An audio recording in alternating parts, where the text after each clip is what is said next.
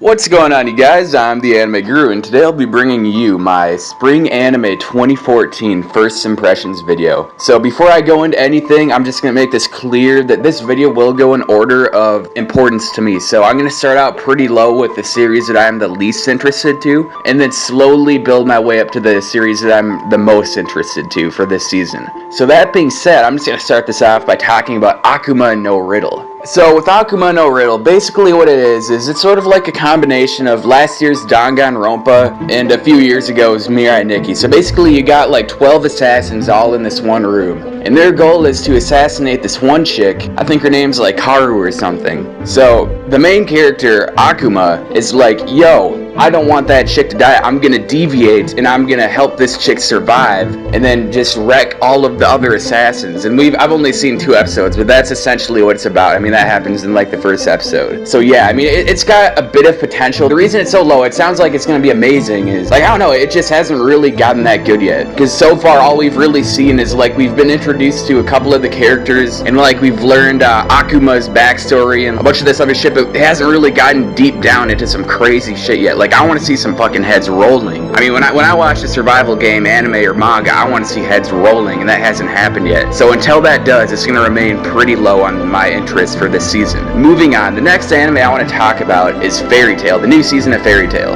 So with Fairy Tail, especially the last season, it's a love-hate relationship. Either you just love it and you're just a Fairy Tail fanboy or fangirl, or you're just one of those guys who's just like, yo, fuck Fairy Tail, fuck Shonen, fucking Berserk, and fucking Boku no Pico is where it's at. And I mean, I don't hate Fairy Tail, but I'm not in love with it either. I'm not a Fairy Tail fanboy like a lot of people are. The problem that I have with Fairy Tail is it's just so highly predictable. Like, you know every single fight that Natsu goes into that he will win. I mean, one way or another, whether he loses in the beginning or whatever is gonna happen, the Fairy Tail Guild will come out on top, because it's just that cliche type of shonen manga and anime. But the cool thing, and that was the last season of Fairy Tail, the thing that I'm starting to like about this new season of Fairy Tail is there seems to be some characters dying, and it seems like it's starting to lose some plot armor. I mean, I'm not going to spoil, but I mean, the character wasn't super relevant, but the character did die regardless. And the character just died, like, just straight up on the first episode of the new season of Fairy Tail, and I'm like, what?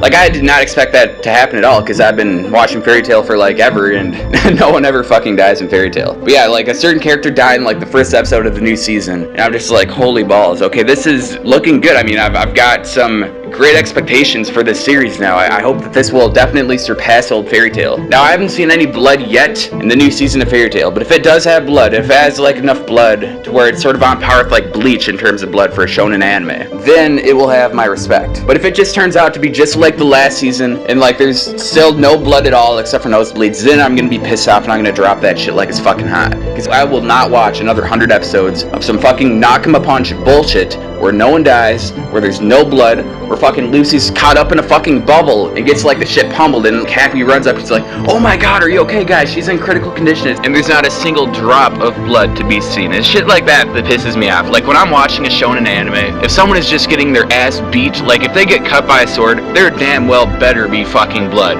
Like, if someone just gets smacked in the fucking face, there better be a fucking nosebleed. There better be something. But like, man, that shit just pisses me off. If there's no blood in a fucking shonen anime, when it's a serious fight, I'm fucking done with that shit. Like, that shit just pisses me off. I don't know. If that shit happens again, though, I will not watch this shit. I will drop it like it's fucking hot. Moving on. The next series I want to talk about is Black Bullet. Now, this series is a lot like Attack on Titan in some respects. Now, Black Bullet has been fucking awesome so far. I just love the Joker face guy. I love the lolicon shit that's going on with the main character and his fucking contractor bitch.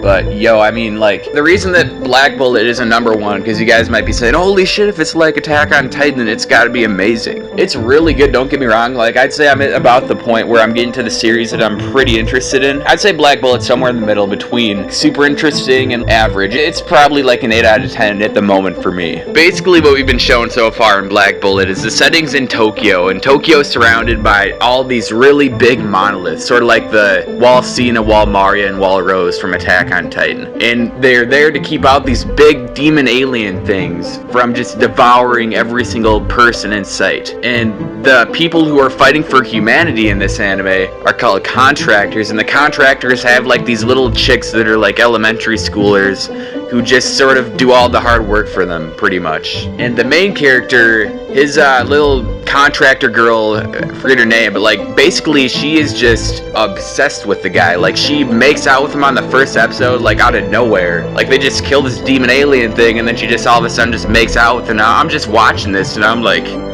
what?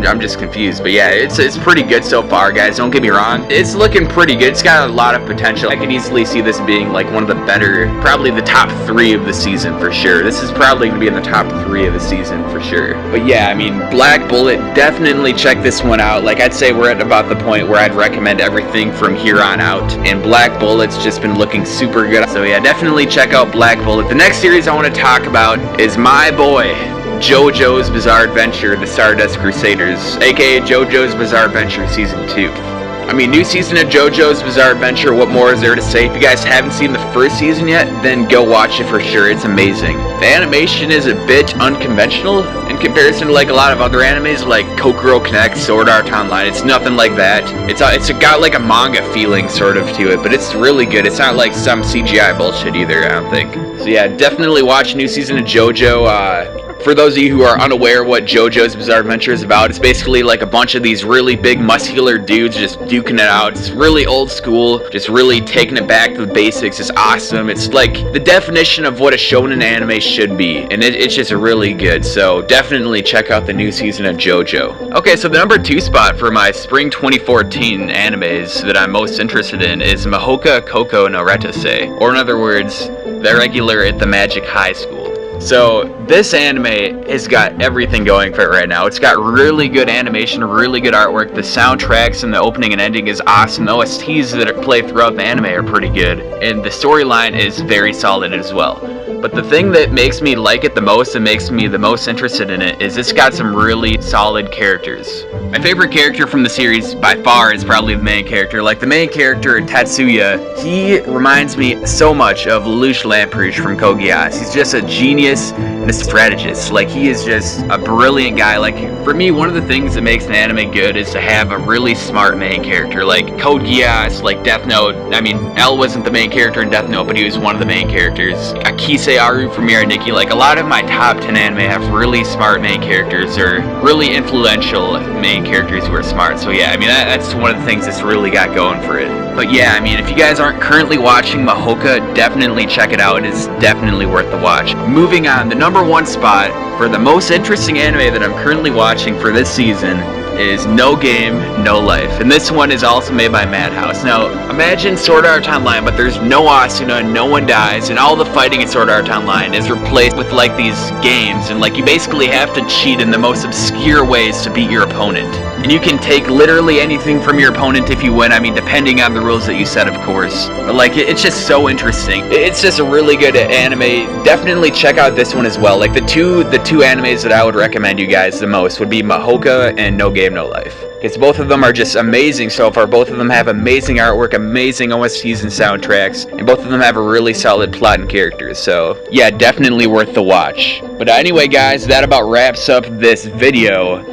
There's a couple of animes that I haven't seen yet that I haven't mentioned. Like for instance, I know that Mushishi, the new season of Mushishi, has been pretty good. I haven't checked that out yet.